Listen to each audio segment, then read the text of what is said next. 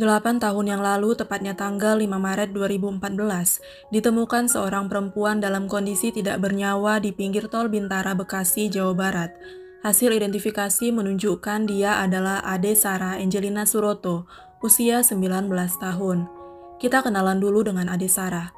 Ade Sarah Angelina Suroto merupakan anak tunggal dari pasangan Bapak Suroto dan Ibu Elizabeth Diana. Ade Sarah adalah alumni dari SMA Negeri 36 Jakarta, yang kemudian melanjutkan kuliahnya di Universitas Bunda Mulia dengan jurusan psikologi, sambil mengikuti kursus bahasa Jerman di Goethe Institut Jakarta. Saat SMA, Ade Sarah berpacaran dengan seseorang bernama Hafid. Mereka bersama kurang lebih selama setahun, hingga kemudian Ade Sarah memutuskan hubungan itu karena perbedaan agama. Setelahnya Ade Sarah berpacaran dengan orang lain, dan Hafid juga sudah memiliki pasangan baru. Hafid berpacaran dengan Ashifa yang juga merupakan alumni SMA mereka. Tapi ternyata, walaupun sudah berpacaran lagi dengan Shiva, Hafid ini masih sering menghubungi Ade Sarah dan meminta balikan. Ade Sarah yang memang sudah move on, sebenarnya tidak menanggapi Hafid lagi. Dan ia sempat menuangkan kekesalannya atas sifat Hafid yang sering memaki-makinya dengan kata-kata kasar di Twitter.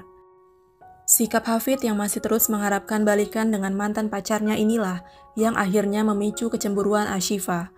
Shiva takut nantinya Hafid bisa aja kembali berhubungan dengan Ade Sarah dan kemudian meninggalkannya. Minggu malam tanggal 2 Maret 2014, Ade Sarah pergi menghadiri acara musik Java Jazz di Bilangan, Jakarta Pusat. Hingga kemudian keesokan harinya tanggal 3 Maret 2014, diketahui sebagai terakhir kali Ade Sarah berada di rumah. Tanggal 3 Maret 2014, Ade Sarah berpamitan dengan orang tuanya untuk menginap di rumah salah satu temannya. Dan nantinya pada pukul 5:30 sore, Ade Sarah seharusnya pergi kursus bahasa Jerman di Goethe Institut. Ternyata hari itu Ade Sarah ditemui oleh Ashifa dan Hafid.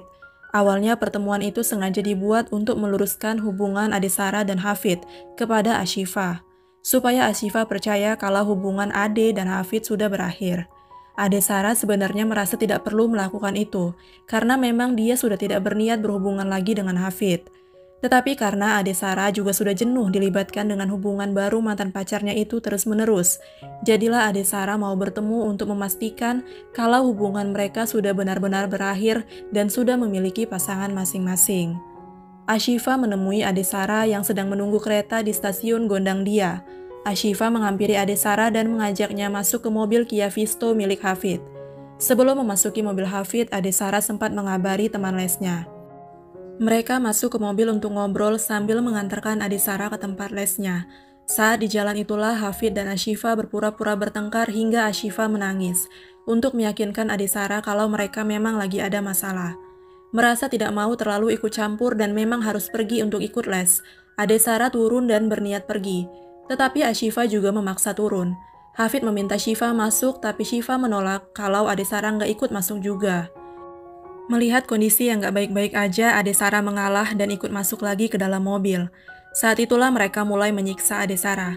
Awalnya Hafid dan Shiva meminta Ade Sarah menanggalkan pakaiannya. Ade Sarah terus dipaksa sampai akhirnya Ade membuka pakaiannya sendiri. Saat itulah rasa kesal Hafid karena diabaikan Ade Sarah dan rasa cemburu Shiva karena Hafid terus mengharapkan Ade Sarah memuncah. Mereka berniat untuk menyiksa Ade Sarah untuk memberikan pelajaran. Hafid sempat menendang leher Ade Sarah dengan kaki kirinya.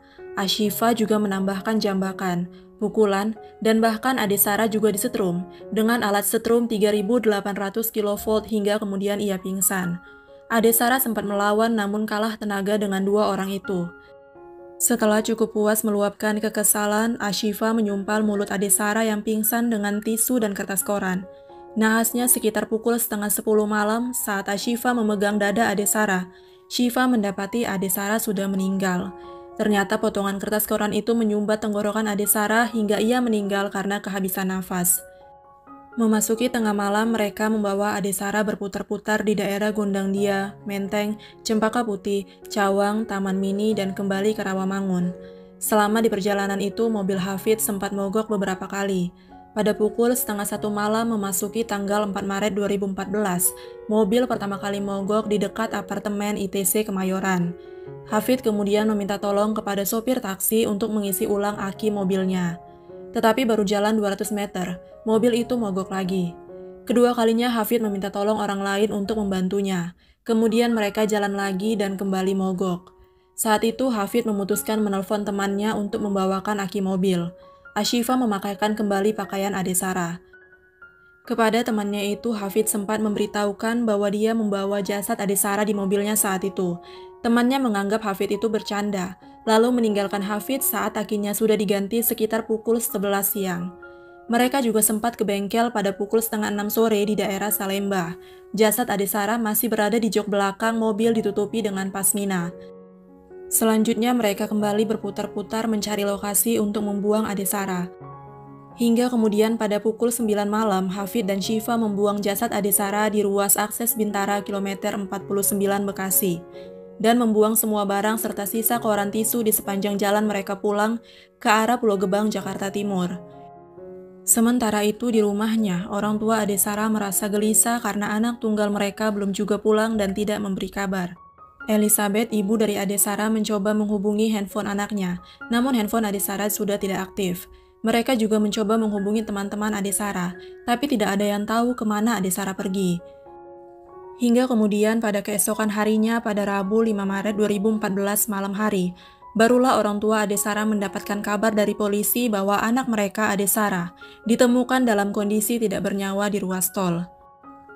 Rabu 5 Maret 2014 sekitar pukul 5 subuh, Adesara ditemukan oleh petugas derek jalan tol bernama Didin Hermansyah. Adesara berhasil diidentifikasi melalui gelang Java Jazz Festival yang dia gunakan, sidik jari dan juga IKTP yang ditemukan tidak jauh dari lokasi.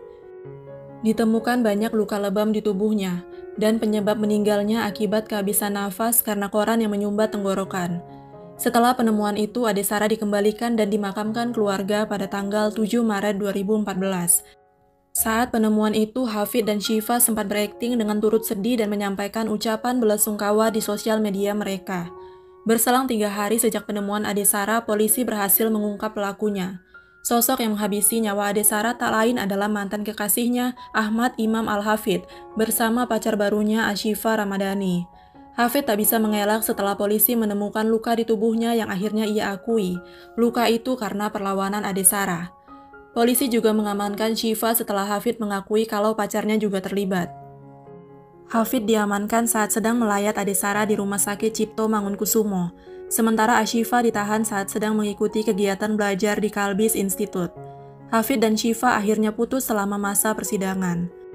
Hafid dan Syifa dikenakan pasal 340. Dalam persidangan pada tanggal 9 Desember 2014, keduanya divonis 20 tahun. Hingga kemudian pada 9 Juli 2015, vonis tersebut dinaikkan menjadi seumur hidup, setelah Mahkamah Agung mengabulkan permohonan kasasi dari jaksa. Vonis ini membuat keduanya menjadi tersangka termuda dengan vonis pidana seumur hidup. Yang selalu membuat saya ingat akan kasus ini adalah sikap kedua orang tua Adesara, Pak Suroto dan Ibu Elizabeth Diana. Mereka mengaku telah memaafkan kedua pelaku yang tega mengambil nyawa anak sematawayang mereka. Sebagai manusia sangat sulit mengampuni orang-orang yang menghabisi anak kita, bahkan bisa saja membalas. Tetapi saya minta Tuhan menguatkan, justru saya bersyukur karena kami disanggupkan untuk mengampuni mereka. Begitu kata Pak Suroto. Bagaimana pendapat kamu tentang kasus kali ini? Boleh komentar di bawah ya. Boleh juga request kasus berikutnya di kolom komentar. Kalau kamu suka video ini, bantu subscribe, like, komen, dan share videonya. Dan jangan lupa nyalakan notifikasinya, supaya kamu tahu saat aku upload video berikutnya. Terima kasih.